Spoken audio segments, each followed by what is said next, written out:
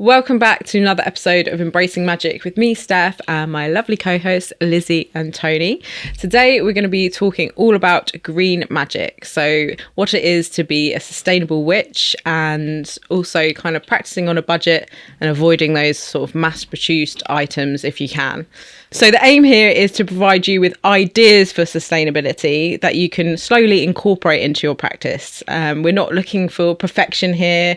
We're certainly not perfect with it. We're just, literally just giving you some ideas if you're interested in sustainability and green magic.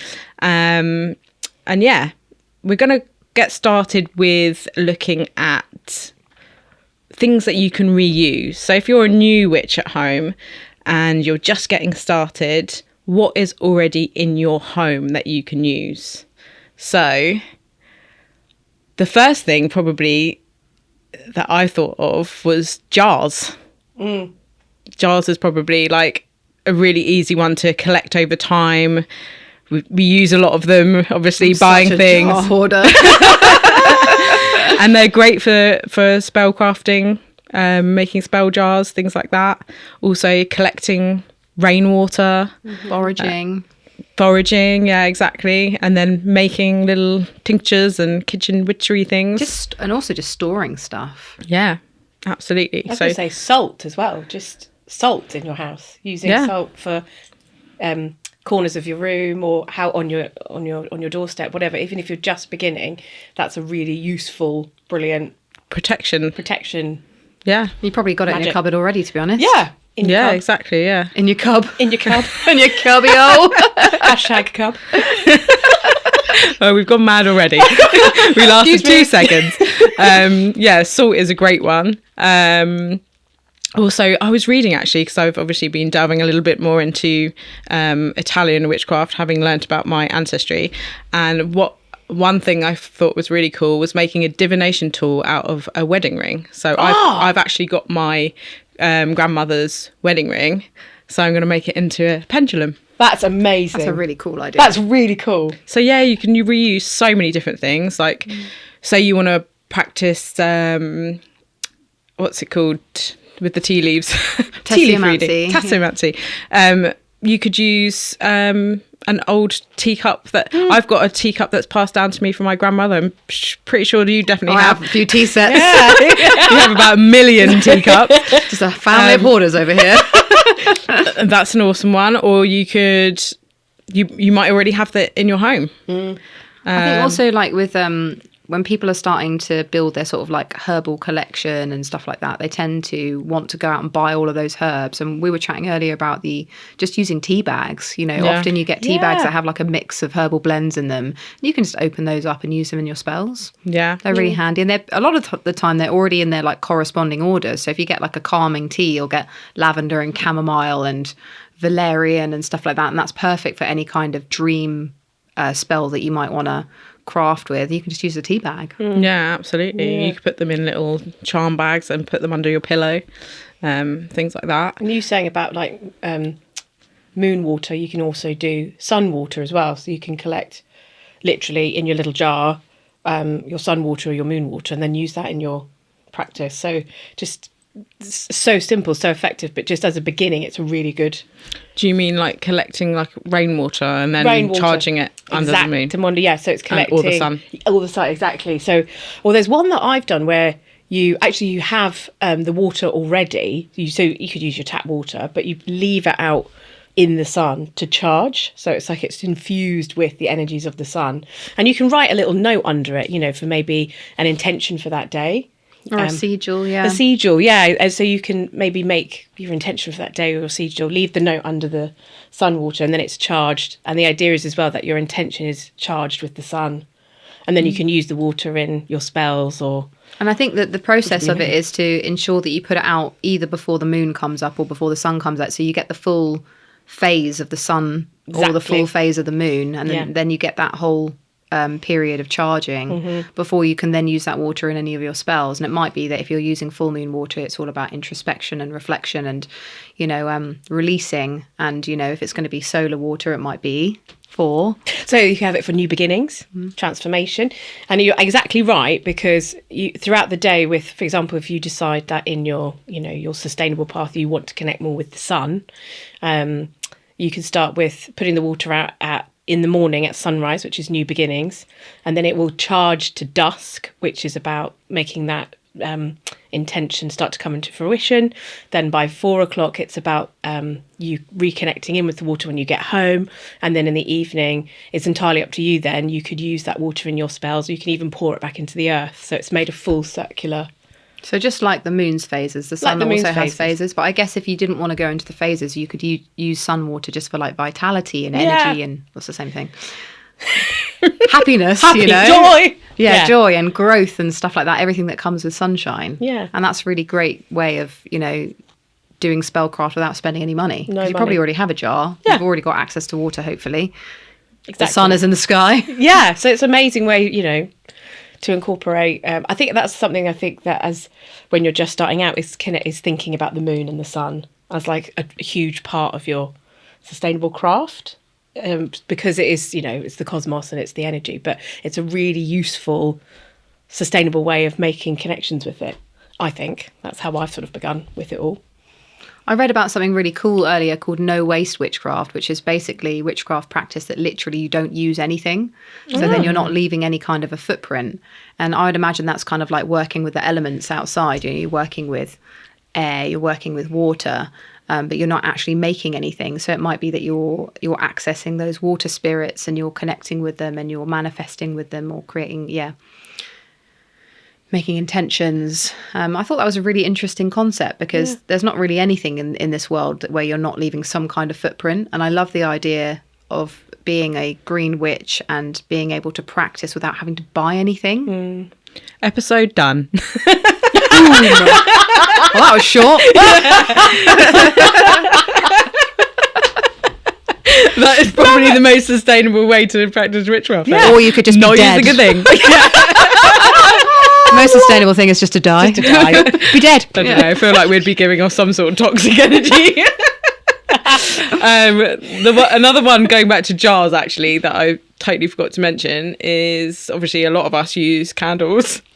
And a good way to reuse the jar and get rid of the candle wax that's left in the bottom is to boil your kettle and then fill it up, and then the wax floats to the top and you can just pop it out. Yeah, that is a really hot candle tip. Thanks for that from the Candle Witch. I've got a question, actually, a candle question. Can you sometimes when candles burn down, you get like excess wax. Can you then melt that down and reuse it again? You could put a new wick in it. Once you've popped because the oils and everything will float to the top once you've poured your hot water in, and then it's dried on the top. So satisfying. You can pop it out, and you could probably just pop that in your wax melt burner. I've never actually tried that. Tried it? Yeah. But the concept, it could work. But what if you collected quite a bit of wax from your many candles that you buy, and then you could create a new candle, but potentially with the used wax? Is that a thing that you can do? Oh. You probably could do that. There's actually a company that does do that. I don't know. Hopefully that's not patented. I don't think that it's scented candles that they use it with, because obviously the scent would have kind of. But you can probably rescent it, can't you, with an essential oil? Depends. It's something that I've wondered about like whether you can reuse wax. You can reuse wax, yeah. But I think if it was scented with something, it would be hard to rescent it. Oh, okay. But potentially the best way to use the wax that's left in the bottom of a candle that is scented is to pop it in a wax melt burner and use it that way until the scent's fully gone. I've done it with yours. It's amazing. Oh, have you? Because it's so satisfying, your trick of asking to put the hot water in, because you scoop them out and they're like perfect little circles, like little discs. And then I just popped it in the wax melt. Amazing. It's really good. So you've actually done it? Yeah, it works really well. I don't know about I haven't collected all of it for a candle, but for the wax melt, perfect. You'd probably need a lot of empty candles for that. At one point, though, I had a sea of Le Noir jars. And I was like that, yes. You are my best customer. Love them. But yeah, the jars are also great to reuse for different things as well. So like the same with using jars for spell jars. You can keep herbs and things in them. So never throw them away. No, amazing. I am just thinking as well when with the coven we made, going back to salt, witch's salt. One of your spell crafting, and actually my witch's salt lives in a lunar and wild jar. Amazing. And witch's salt is basically just made out of anything you have in the cupboard. In the isn't cupboard. it? Yeah. So what was it we did? So we had sea salt. It was like thick salt, wasn't it? We were asking for like A coarse salt, coarse yeah. salt, and then it was leftover incense ash. Yeah. To go into it. I told everyone to keep the ash from the incense and to put that in. Then herbs from the garden that we slow cooked, and That's then it. used a pestle and mortar to kind of like grind it all together. You can also add extra bits and pieces that go into it, but yeah, super protective, and really fun to make as well. Yeah, it was great. You know, that day I went foraging, and because rosemary just grows in abundance around here, so I just plucked some rosemary. And then I love incense, so then I had loads of incense. So it was great. Everything was in the house. I had an old, lovely lunar and wild jar, so it was all around you. all around. So that's going back to what you said about herbs and tea bags. We probably have loads of herbs that we use for cooking. That's literally what I was about to say as Yeah, well. yeah. So You know, you could just consult your kitchen cupboards. Exactly. You've probably got oregano in there. You've probably Yeah. got rosemary. You've probably got thyme, potentially. Or, you know, we made fire cider the other day, and that was just made out of loads of things that were in the cupboard. Anything that had any kind of like medicinal kick to it was put into the apple cider.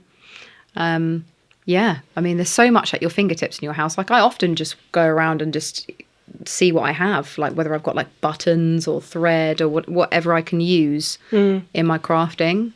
Yeah, same with if you're setting up an altar, you might have a piece of furniture already in your house that you can use to set your altar up. And also for an altar cloth, this was actually your idea that you gave me. If you had a like an old scarf, I had this like old headscarf. Actually, it wasn't old, it was something that I purchased from a friend's business that I didn't actually really use, but it was beautiful. It had like zodiac symbols and everything. It was perfect for my moon altar, so I used that for my altar cloth. Amazing. So yeah, I've got a headscarf on mine as well, because I was just like, why would you go and buy like a dedicated altar cloth when you've got something suitable at home?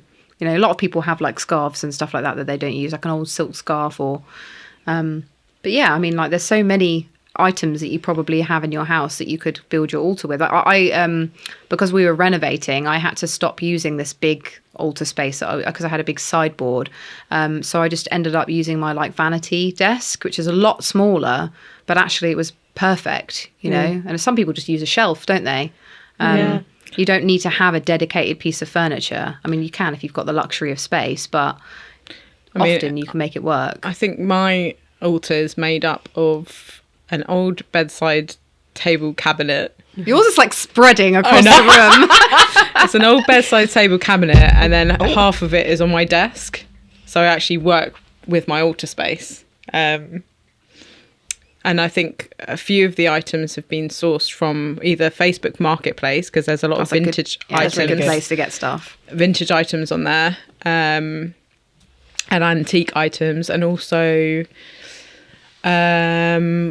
antique stores and charity shops. I've got loads of altar items from charity shops. Same. And they're great for cauldrons. They're great for candlestick holders. You can get lovely brass candlestick holders for a really reasonable price. I've got a few cauldrons as well, and then, excuse me, don't know where that came from. Given them to like friends and stuff like that.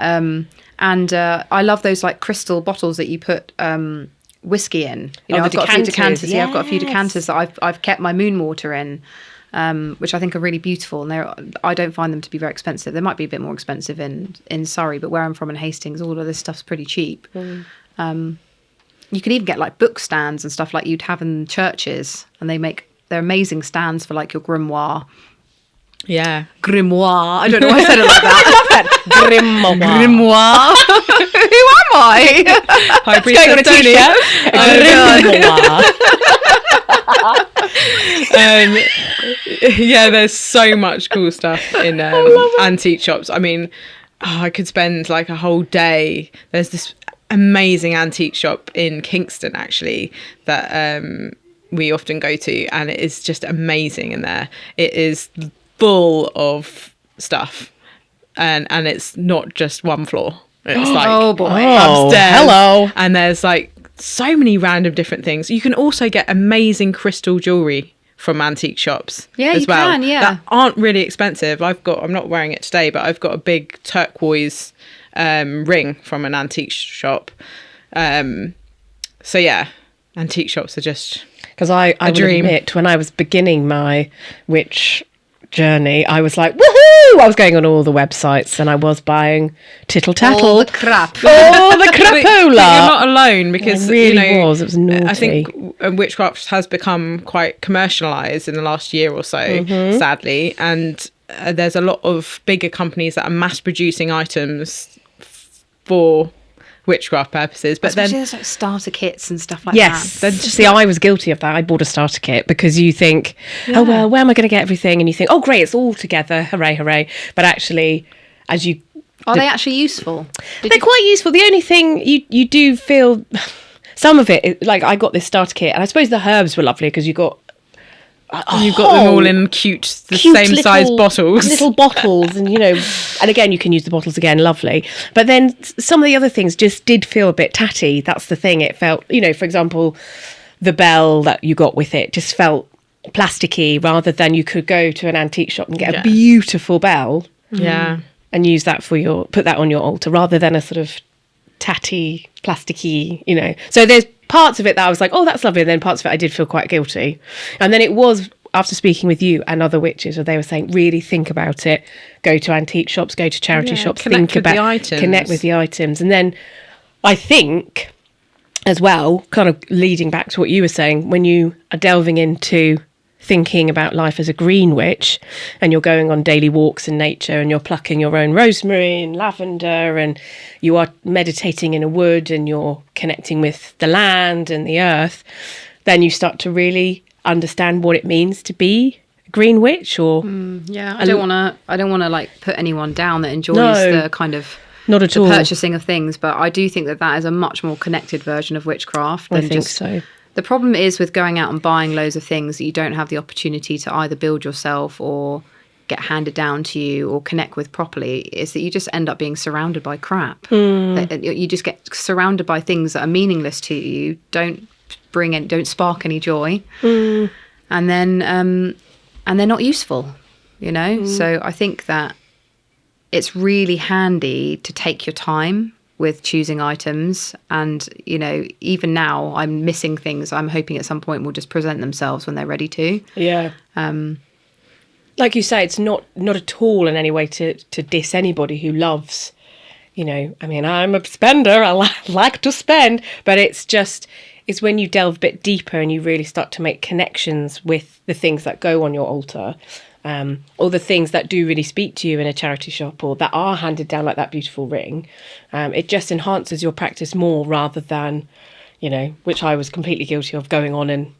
Well, I think we probably all were guilty at some point in some way. Yeah. I mean, the amount of tarot decks that I've bought that I don't connect with and I've had to pass on. Well, Well, there you go. that's another good way though of being sustainable, is if you have bought something and you have no use for it, pass it on to another witch. I mean, we do that a lot in the coven. Yeah. A lot of people in the coven have done posts being like, I've got these books that don't mean anything to me anymore. I'd love to pass them on. Yeah. And it's not just books, it's decks and other love that. items. It's really lovely. And you can do that like when you connect with people, on Instagram and places like that, and put a little story out and be like, I've got these items, does anyone want to use them? So I think that's a really good way. Yeah. Really good way.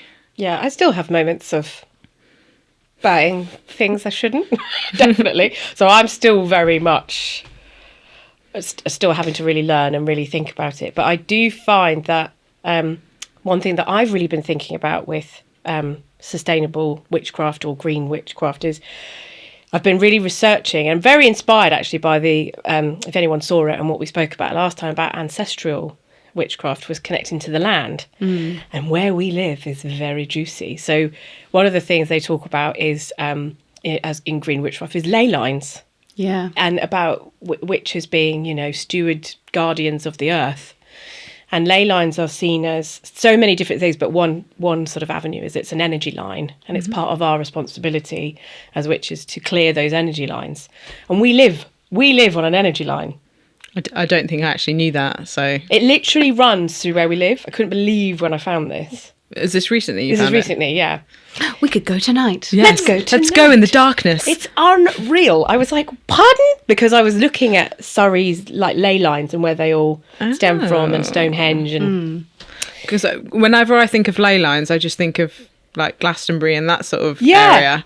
They're everywhere. Yeah. I mean, we've got one near us, and actually, I mean, there's loads in Lewis. Lewis has got loads of ley lines really? underneath it. It's that all the ley lines meet, and that's why everyone's a little bit interesting in Lewis. I'd like to move there. I want to go there. You would. But I mean, even we've got a local spring in Hastings, and all the pagans get together and go and clear it every Sabbath. So every time there's like an equinox or whatever, everyone comes and they sing and they clean the That's amazing. clean the spring. It's lovely. Yeah, it's really nice. But I know what you mean in terms of just like connecting into the land and realizing that that's as much a part of witchcraft as having all these like knickknacks and tools and stuff like that. It's you can use your witchcraft to protect a forest that you live by just like putting those intentions into the land and just connecting with the different elements.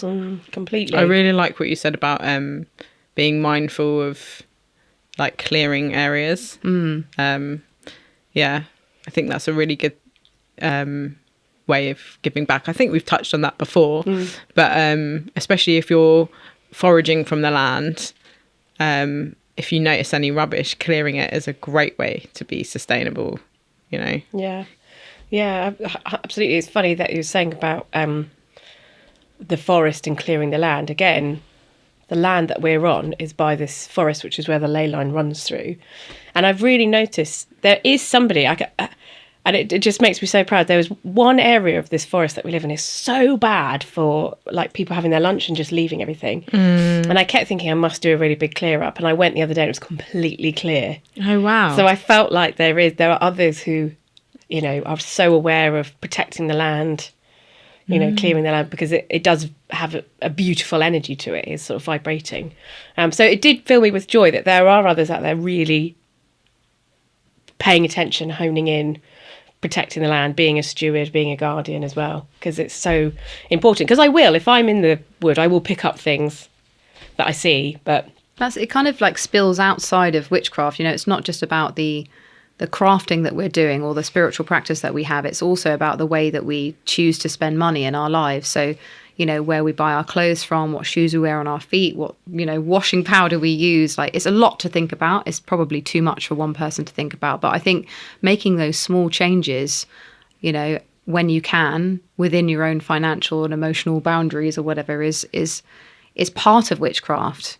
I think that they don't have to be seen as separate. It doesn't have to be, if you're a climate activist, that doesn't have to be separate from witchcraft. They can intertwine and weave into each other. I think if you're a guardian of the environment, why wouldn't you also think about where you buy your clothes or like what toothpaste you use, Yeah. It sounds silly, but I think that every time you make a good decision, you're becoming more and more connected with the earth. One of my favourite sustainable swaps, actually, which isn't technically really witchcraft related, but it's a really good one, is switching my razor to a safety razor. Yeah. And because those like plastic razors that we used to use, they're so bad, and they're so bad like rubbish wise.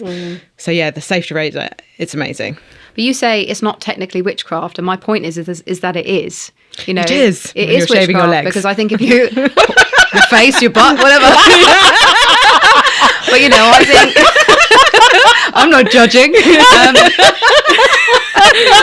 Impossible comment. to not be silly, is it? God, I love it so much. I just feel like I think that is a witchcraft choice. I think that if you're you're into sustainable living and green witchcraft, making those choices about those mundane things, we've spoken about mundane things before, they all count towards living a more connected life with the environment and with the other animals that we share this planet with. They're all good choices for growing our empathy and our compassion.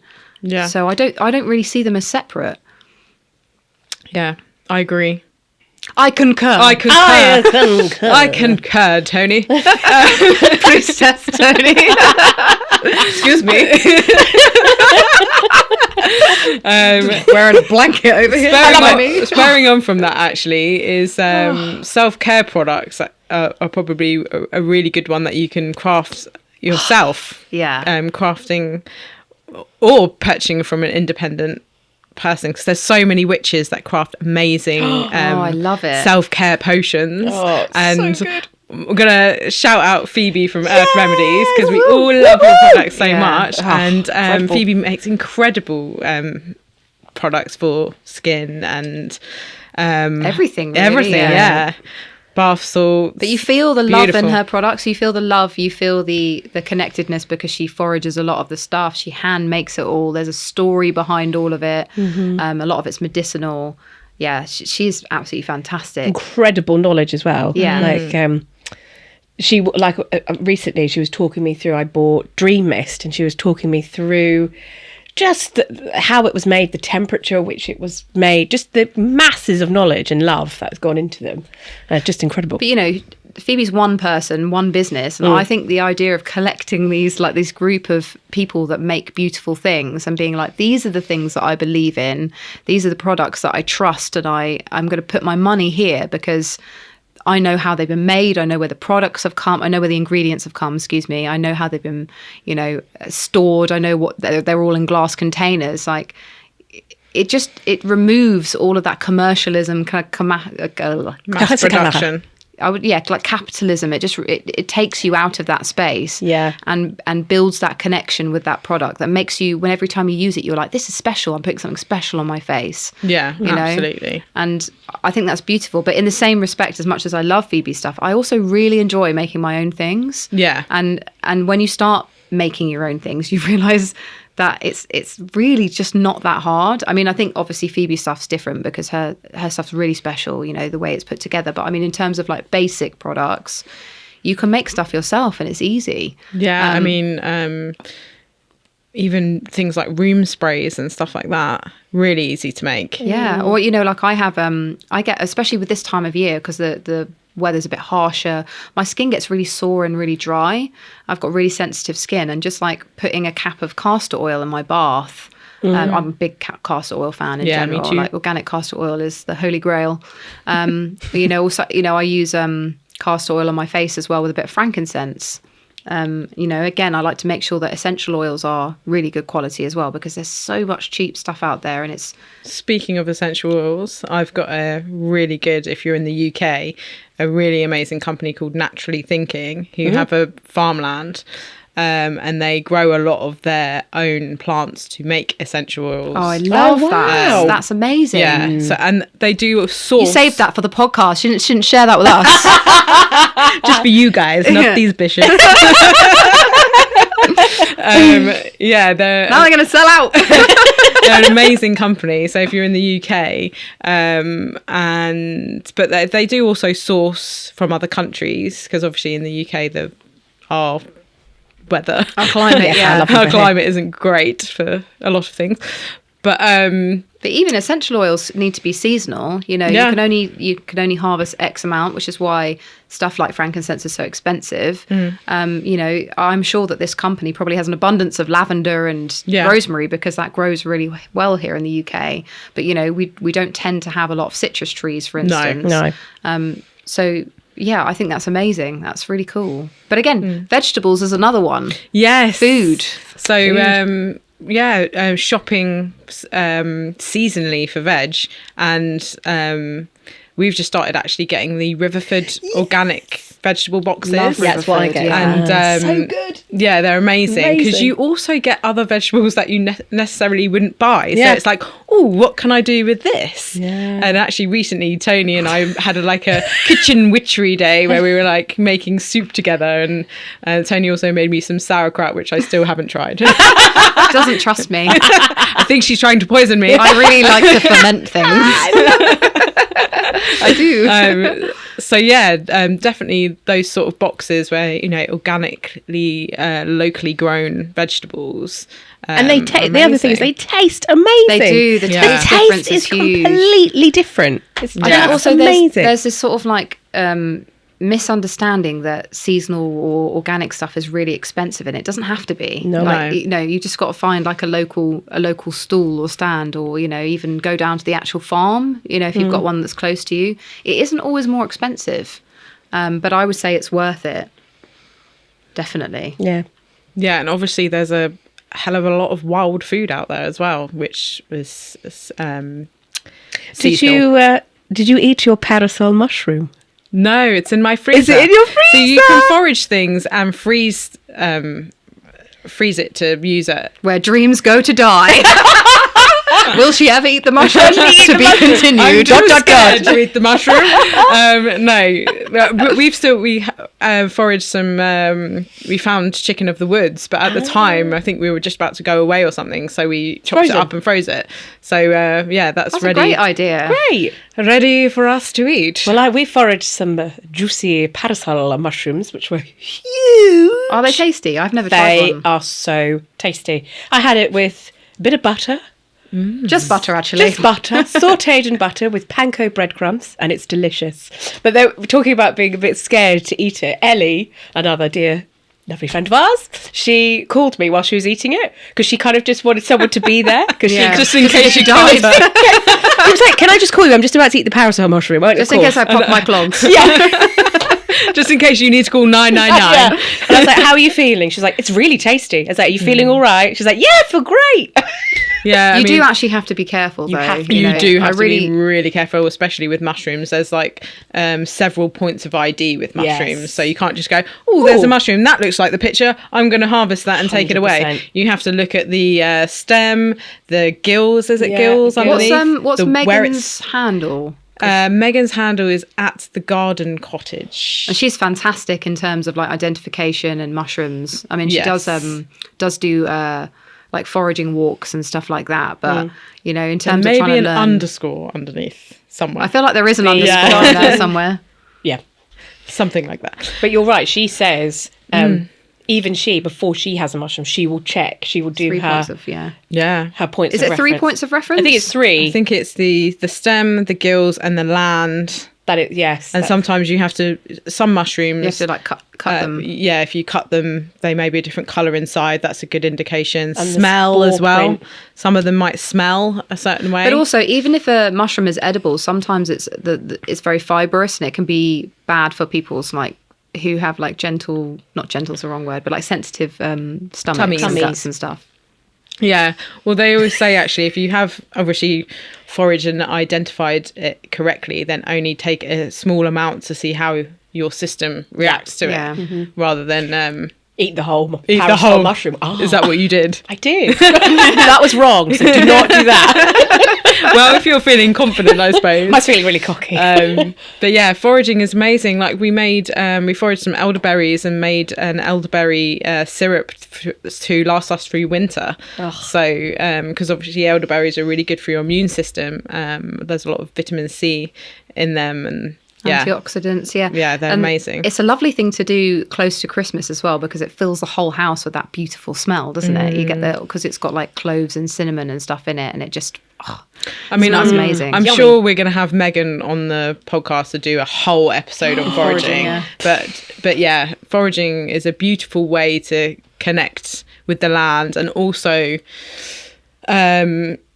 have an abundance of wild free food. But what I will say is to make sure that it's sustainable, which is what this episode is about, is to only forage a small amount that you're going to use for yourself. Always leave some for nature, for the wild animals and also other foragers. So yeah, don't take too much, and be very mindful of the land as well. You don't go trampling over everything and things I feel like that. Phoebe had like a saying or something when we went. It was like one for the bees, one for Yes, the that's trees, right. one for the earth, and one for me. Yeah. Yeah. If that isn't it, that was pretty good. Something like that. Something like that. It might not not even be her saying. It might be like a universal one, but like I thought that was lovely. Yeah. But I think it's 20%, right? You're not supposed to take more than 20%. Although I still think 20% is pretty big. Yeah. Also, you can use stuff that's already fallen on the ground. Like, for example, I mean, I think you went to the brush workshop, but I went to a basket weaving workshop where we were using fallen pine needles. That's really cool. So cool. And making a basket. How long out did of that it. take? Well, I haven't finished it yet. I made a shuro brush from the pine needles, which Yeah. is amazing. Which is, you can use it, of course, to swipe away negativity or whatever. Swipe. Yeah, sweep. Swipe. Swipey. Someone's been on Tinder. A bit too much. I've come off. It's boring. To sweep away negative energy. Yeah, it's too much. I can't deal with it. But basically, again, it's to cleanse your energy. You can use it to kind of sweep away energy from your body or however you want to do it. But it's isn't made from an irritant though, pine for the well, skin. I suppose it's more your field, like your Your aura. Right. rather than I don't know. Yeah, I don't think that. that'd be very nice. They're really hard. I know, because when I go and get a Christmas tree, my hands always get really itchy. Because they are quite. I was just thinking, my resinous brush is and- quite Well, you spiky, can get them. but Yeah, you've got to be very careful when you're making the basket because you can get splinters stuck in your under your nail beds. Ooh. Yeah, Yowzers. Maybe don't not do that. not fun. But But again, from the ground. yeah, well, yeah, lots of fallen pine, especially this time of year. There's loads of fallen pine Conkers? needles. You made something like for your washing machine. Yeah, thank you. Because conkers have got saponins in them. Which is like the which base is- of soap, isn't it? Or Yeah. something? Not edible, completely toxic, but really good for washing clothes. So you can make a conker detergent out of it. Oh wow! Yeah. And you can also do that with ivy leaves as well. I don't know if you've seen that, but you can boil ivy leaves up and then obviously strain it when it's cooled down. And you can use that like detergent liquid. Yeah. Really cheap. That's amazing. So it doesn't have to be expensive, because if you think about how much you spend on a massive box of like, I don't know, like Fairy or something, which is toxic. Sorry, Fairy, don't sue us. Bleep. Or, you know, any kind of detergent. A lot of them have like lots of fragrance in them. They have stuff that's an irritant to the skin or people that are sensitive. You know, you can just go out and forage some ivy. I mean, it's all over the forest floor. It's pretty much everywhere. And then you can just make yourself up a big like glass thing of detergent liquid. That's amazing. Yeah. The only thing I will say is that if you put essential oils in it, you cannot put it in the dryer, because essential oils are very flammable. Oh, okay. Yeah, so interesting. if you're going to wash and if you're going to add essential oils to any kind of like washing up liquid or whatever, you can't put any of that stuff in the dryer. It has to hand dry. Hand Okay. dry? Is that air dry? Is what I meant to say. Hands dry. Yeah, I learned that because I was just like, that is something that I would have done, as I would have put essential oils in and then I would have dried it in the tumble Yeah. dryer, and then, you know, that would have been, I mean, that's not very sustainable. Maybe just don't use a dryer. I can't remember how to make the conker detergent. I did have a recipe on my. I think I feel like, did you Was it roast them? Or did you just boil them? I can't remember. You probably boiled them. I can't imagine why you'd have roasted them. Maybe you roasted them to break them open. Yeah. Can't remember. I think I did make a liquid though, but I think it only lasted in the fridge for a certain amount of time. But you can make a powder as well, I think, out of it. And like toothpaste is literally like coconut oil and salt. Oh yeah, I've read. You know? Yeah. You can literally just make it with salt and coconut oil, or you can put is it bentonite clay in it, or but you can literally just make it with those two ingredients, and it's probably one of the best toothpaste you'll ever use, and it won't have any fluoride in it, which is a neurotoxin. And I just want to say, talking about oils, my hair, I just put olive oil through it now. Do Really? you? The end. I don't buy. How very Mediterranean of you. Yeah. Because I was reading about all the things. So it's slightly off topic, but for curly hair, awful. And I was thinking, naturally, what can I use? And then I just read this girl just said, I use olive oil. Yeah. The end. And the curls. thank Probably you. if you have quite fine hair, that's probably probably too going to be too greasy. heavy. Like if you've got naturally curly hair and it's a little bit on the drier side, that's probably going to work, because it's similar with like argan and cast, because Exactly. castor oil is very thick. So if your hair's very dry, Yeah. it's good stuff. But just wanted to share that. Yeah, I mean, coconut oil is really good as like a treatment as well. Yeah, just to leave it amazing. on the ends. Yeah, exactly. Coconut oil is just amazing. It is. I It's love You it. can actually use coconut oil in place of Canesten cream. It's Oh, as yeah. effective, you know, 'Cause it's rather than got, spending £10 on because it. it's got caprylic acid in it. It's really good for killing yeast. Nice. Candida. It's like woman's hour. Thank But you. I mean, yeah, like you said, everything's connected, isn't it? So the more sustainable things you start introducing into your life, it's going to affect your practice, isn't it? I was just Yeah. going to circle back, if I may. I was just thinking then that when we were talking about sustainable and green witch with sort of the land, when we made our runes in the workshop. So I went, and I think a few other people went up to their local woodland or wherever and just collected stones.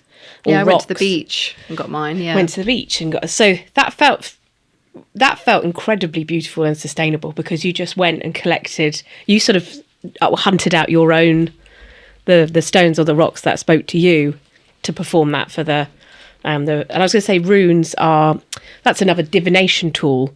I can't remember the symbols that Futhark. Elder Futhark. Father, I can never say it. Yeah. Oh, is it Futhark?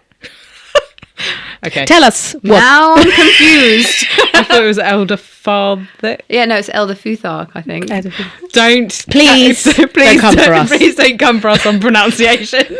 Please, if someone could spell it phonetically. Not That again. would be lovely. Not again. We're just three humble witches trying to find our way. We mean well. But that was beautiful. That was like a perfect example of. I do think it is Elder Futhark, but yeah, it was Futhark. nice because you can also do it with sticks as well, or pieces of wood that come from different trees. So you can find them on the ground or whatever, and you can make your own little divination. Is it what is that? Ogham. Yeah. Ogham, the like original language, written language. It was just like lines, Yeah. and people still use it in divination practice as well. Or bones, collecting bones outside. You've got to be really careful with bones so that there's no flesh on them. There's nothing sort of like still eating it. Yeah. It needs to be like a clean bone. Well, actually, I was thinking stones are actually a good alternative to crystals as well. Yeah. Well, they are crystals, aren't they? Well, yeah, Yeah. beach stones still hold a lot of energy. You can find quartz on the beach quite easily as well. And hag stones. Yeah. Amazing. I've got a few of those now. I found loads in Malta. They were all just calling to me. Yeah. But you can make like a talisman with a hagstone. You might not know what a hagstone is. A hagstone is a stone with a naturally occurring hole all the way through it. Help You you can see see through through. to the other realm. Why did we both do that? Like a telescope. Like Lemony Snicket. They're supposed to be good luck, aren't they? Yeah. Yes, they are, Steph. No luck for you. I always thought So, they yeah, were for stones. seeing through to the fairy realm Fairy or to the realm. other realm or whatever you believe, really. Well, I thought they were lucky. I thought all They the luck probably was are coming lucky. my way It's all because coming I in. found 3 of them. But speaking of stones and crystals, obviously, if you are going to source crystals, again, I think we've touched on this before, but ethically sourcing crystals, and I often actually get asked like, what's the best way to go about buying crystals with other companies? And I think it's just asking questions. Like if you want to check that they are sustainably sourced, ask if they're traceable, where they're from, and they should have the answers for you. If they don't, they should be able to find them quite quickly, Very depending on quickly. who you're sourcing from. What is a crystal that you think is mined unethically? Oh, God. Is Mica one? Is that how you pronounce it? Mica? Yeah, M-I-C-A? mica's quite... it's actually more sustainable to use synthetic mica than if you're going to use it in products and stuff, than it is to use naturally occurring mica. I think mica's quite unethical. The natural one, sadly. Because obviously, being someone that loves using natural stuff, I would prefer to use something that's natural rather than synthetic. But yeah, I can't think of a unethical. I know, I was just trying to think. Unsustainable crystal. Is citrine one? I don't think so. Unless, I mean, citrine's difficult because a lot of people think that the really bright coloured one. The heat treated ones. It's aren't heat they? treated, yeah. Because it's actually very pale. Yeah, it's the natural citrus's quite pale. Pale, yeah. I don't think it always is, but I think that they do. I think that the majority of them, the cheap ones, are heat treated. I think you can get like a full spectrum of natural citron colour, okay. but I think the problem is there is a lot of heat treating going on. So obviously, I really like fire quartz, and that's often heat treated. Yeah. Well, then the fire quartz that's natural is it's called red hematite in quartz. Oh, right. That's fire quartz, basically. I love it. So you can get it naturally occurring, but I buy my crystals from you. Yeah. Where do you get yours from then? Well, I trust. You trust that I'm gonna go and the obviously work. I don't go to the countries, but I go to someone that I trust. Yeah. So you're trusting me, and trust I'm them. trusting them. Yeah. Because I've asked them all the questions about where they often go to the countries, go to the mines directly. Oh, see, that's... And then check out everything is okay. And I think don't be afraid to ask questions as well. Like I remember asking a shop in Glastonbury how they source their sage, because they had done this big video on like sage, and they actually, I have to say that I maybe was asking them in a slightly judgmental way. Not that maybe came across, but I was kind of like, it's not okay to do that. And they came back with such an amazing considered reply about how they buy it ethically from indigenous communities, paying a fair price and blah, blah, blah, blah. And I was like, oh, well, you sure showed me. And I actually think I really respect you for, having done this, doing this work, and also responding to me in such a empathetic way, because, I do feel like with white sage though, is being from the UK, I don't feel like there's any need to use it. No. Well, it's just not natural. I mean, I know that not all of our listenership is from the UK. No, I know that. But it doesn't make sense in the UK to use it, because Just it's use not what we rosemary. would have used. Yeah. I mean, again, like Celtic practice staining was always rosemary, and probably like it was quite common to use mugwort or lavender as well. And it's so easy to grow rosemary as well. Yeah. You don't even have to grow it; it's just everywhere. I know. here, I've got there we are. loads of it in my garden, Same. you don't have to do much Much. tending to it. It just No, you can actually just flourishes. totally abuse it, and it will keep growing. And I've used it to make loads of bundles for my own practice, and yeah, I just love rosemary. You can use it in spell jars as well, and obviously kitchen witchery. And then It's also into, like amazing. we were talking about, rosemary for beauty as well, for your hair. You were talking about it. So it's an amazing multi-faceted herb. Can I use it in think everything. I think if you're from the States, Yeah. there's desert sage, which is quite a good alternative. It's not endangered. It's not part of indigenous practice. It's not a closed practice item. But perhaps if you use something different, you could let us know, because we don't know what plants are local to you. But it would be really cool to learn about that. Yeah, I mean, I think if you really, really, really want to use white sage, then going to buy it from indigenous people is probably the best way to go, isn't it? I have to say that I'm a little bit put off when people use white sage, also because to me it just smells like meat. Because like it I does have associate it with like pork and stuff like that. Oh, I don't eat meat, but when someone starts doing it, I'm just like, Meat! it smells weird in here. This is not soothing to me. Like it's not, for me, it's not like a soothing scent.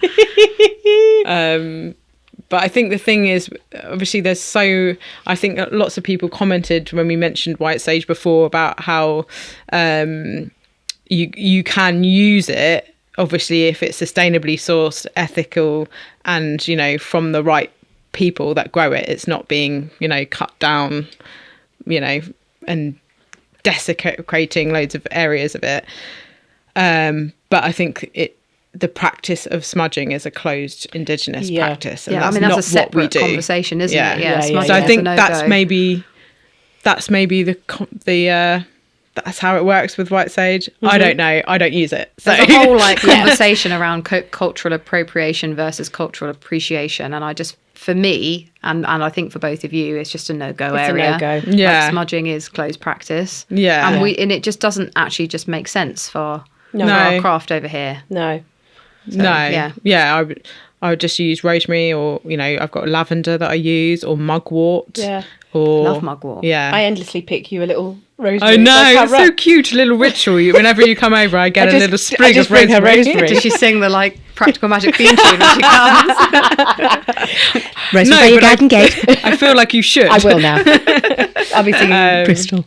So, yeah. Do you know what's really lovely? I was just thinking then when we were talking about green witchery and sustainability is I think it's actually, if you're sort of starting out and thinking you're a green witch, it's actually it's such a broad topic, because I think when I first started, I thought it was just solely about herbs and making potions. And I thought that was green.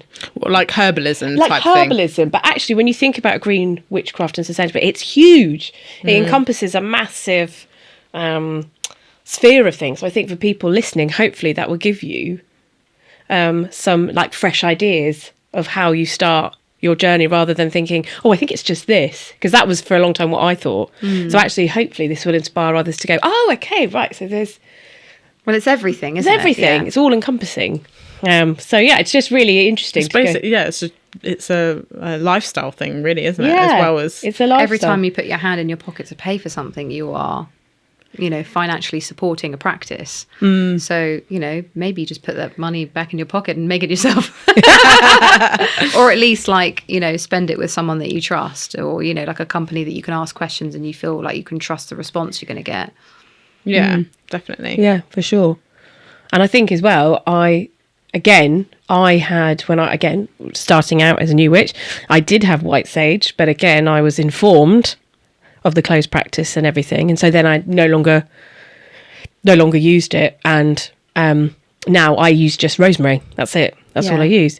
So it's important to educate yourself and learn. I mean, I've used white sage before and then done, educated myself and or someone else has educated me. Yeah. And it's normally you, Tony. Well, I mean, I've been educated as well before, so it's not that I'm certainly not perfect. I make mistakes all the time. Yeah, me too. But also not wasting any part of the plant as well. Yeah. So whenever you are harvesting, it's also to try and use everything that you have and not throwing it into the bin, because I think again that's a Western culture issue. The amount of food that we throw away is unfathomable. It's scary. When you think about the food crisis of even just in the UK, not even thinking about like third world countries or anything. So scrappy cooking's a really good one. You can put all of when you're kind of like peeling your vegetables and stuff, you can put all of the scraps into a bag into the freezer, and then you can end up making stock with it, and you can use any part of it. So like even the layers of the onion peel, the bit that you don't eat, that can be used for stock. Even all the bits of the garlic that you don't use, that can all go into the bag, and then you can boil it all up and turn it into stock. You can do the same thing if you eat meat. You can use the chicken bones and carcass to make bone broth. Yeah. Yeah. And that's probably got collagen in it and stuff like that, hasn't it? And I saw this the other day. So eggshells, I keep the eggshells now. And basically you have to keep the eggshells rather than putting them in the bin. You roast them in the oven just very gently, then grind them down, and you can use them in your garden. Yes, so you can also slugs. You can use half a eggshell and turn it into a candle as well for like a stara. If you celebrate a stara, you can put the wax into there and like with a little wick, and that's actually like a little ritual in itself for celebrating that Sabbath. But yeah, I mean, I use them in the garden for keeping the slugs away. We've got a very sluggy garden. So, so have we. I also use coffee grounds as well. That can work quite well because we drink a lot of coffee in my house. Yummy coffee. The other thing I was going to say is after doing spell work, discarding your spell jar ingredients, you can actually bury them into the earth as long as it's not salt. Well, I think you've got to be mindful of any of the ingredients, whether they're native to the land.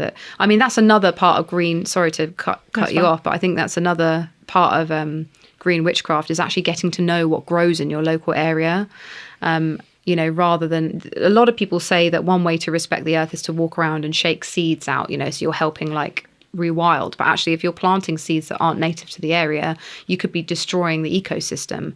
So actually learning about what grows and like being curious about what's out there and trying to find those unique plants that maybe you don't know about. Like I love walking around with my PlantNet app and just snapping pictures and like identifying plants and finding out how I can use them medicinally. I think that's really, really helpful. Isn't that amazing as well? I'm sure we've talked about this before, but going on a walk now is such an adventure.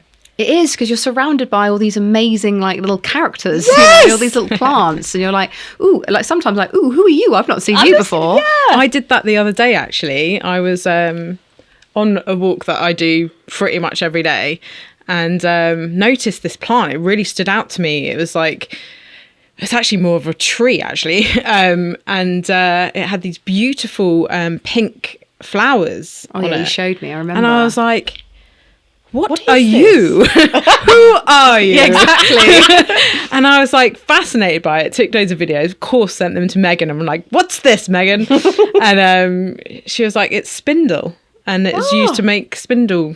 On the thingy of a Needles. spinning wheel. Yeah. Spike your finger. Spike your finger, yeah. So I was like, oh, wow, that's Spindle. amazing. Yeah, it's really cool. So yeah, most plants have a story or folklore or something to learn about. I was So thinking about lunar planting as well, so planting by the phases of the moon and how that's actually supposed to be helpful for the plants, for their growth, for their Yeah, so above ground plants you plant on a new moon because the water is being drawn up through the soil, and for underground plants you plant them on the full moon, so like carrots, potatoes, things like that, because the water is drawn down. There's also like really hardcore gardening groups that like come together and they do like proper rituals around lunar gardening where they come together at like 5 a.m. and they'll sing to the plants and stuff. I mean, there's so much science about how healthy and happy plants are if you like give them enthusiasm and care and love and sing to them. Again, it's in that book Braiding Sweetgrass I always go on about. And she talks about how, even when you're harvesting really carefully and plucking them in a way that doesn't damage the plant. And actually it makes the plant grow back even bigger the next year. I was reading actually in my Italian folk magic book the other day about how I can't remember which book it was, but she said, throw out all of your books on how to look after plants and just be intuitive with them. Talk to them every day and ask them what they want. Do they need water? Blah, blah, blah. I sing to mine when I'm walking around watering them. They probably hate it, actually. That's why they're dying. They're like, I wish this demon would stop singing to me all the time. I don't know. I've got like aloe vera babies coming out of my ass. There's just like, so many aloe vera plants everywhere. They're just like babies just like popping up. love you singing. I think it's just a very easy plant to look after. It's the only plant that won't die. Because like we were saying about plucking really carefully, again, in New Zealand, the Maori culture, they'll say a prayer. So they have a special prayer that they say before they harvest. It's so beautiful. And like asking permission as you walk into a woodland, am I okay to walk through you? And all these beautiful, and it really does enhance and give back to nature. And I think the wood thrives when you're in it and you're meditating in it. And I think the wood absorbs that. And I mean, I love being in a wood and like putting my hands on a tree and just like trying to connect in or like listen to it, put my ear up against the bark. It's just so beautiful. Love it. I was just thinking how such a tree hugger. I was just thinking how mad we all look probably I was hugging to the normal people, the normies. I think we're the normies, to be honest. I read an They're the weird article the ones. other day saying the tree huggers are right though. It was saying tree huggers are right by going up and Oh yeah, all the love hugging a tree. all the benefits for your endocrine system. Well, you're breathing in like healthy bacteria and actually helping your gut. When you go into the forest, one of the the good things about having those big forest bathing sessions is all of these like healthy bacteria is being breathed in, and it's like helping your microbiome. Yeah. So it's like your gut system, your endocrine system, your nervous system, all of it just goes thank you. So I just saw this title saying your tree huggers are right, and I was like, yeah. We are. About everything. We might look mad, but we are actually right. So I think we may have come to the end. Unless you've got anything else, Tony? Oh man, there's so much, I know, but I there's a think lot. maybe it could be left for another time. It's episode 2. So just to recap what we've talked about, I think we all probably agree that the first step, really, especially if you're new to witchcraft, is looking at what you already have in your house. Yeah. And then second point of call, if you want to buy something, try and source independently, Ethically, organically if you can, yeah, locally, seasonally.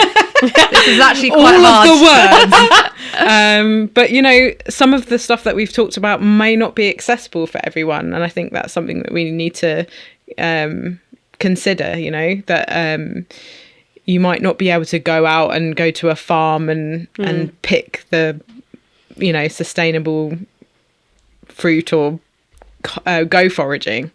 So I think it's important that everyone knows that to work within your own means, and don't feel guilty about it if you can't do something, because as I said at the start of this episode, it's impossible to be perfect with it all anyway. You can't do everything, but if you're doing little things and making little steps along the way towards being more sustainable, I think that's amazing. Yeah, that's a really good point. And I think it'd be really cool to mention about our new Patreon before we end, if that's okay. We've just started a Patreon so that we can continue to grow our ideas for the podcast. We've all got full-time jobs, and we have so many great ideas for expanding this podcast and mini-series and trips. And we'd really like to bring that to you, but we just need a little bit of help. So you can actually choose to support us from as little as $3 a month. That's less than a coffee. And that just means that you're going to help us make this a bigger and better thing. So yeah, if you would like to, please go to the link underneath.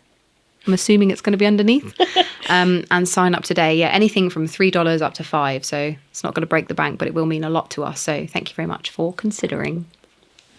And yeah, thank you for tuning into today's episode all about green magic. If you've got any sustainable witchcraft tips that you'd like to share, please do leave them below in the comments. And don't forget to like and subscribe to our channel. Thank you so much, and see you all again for another episode of Embracing Magic.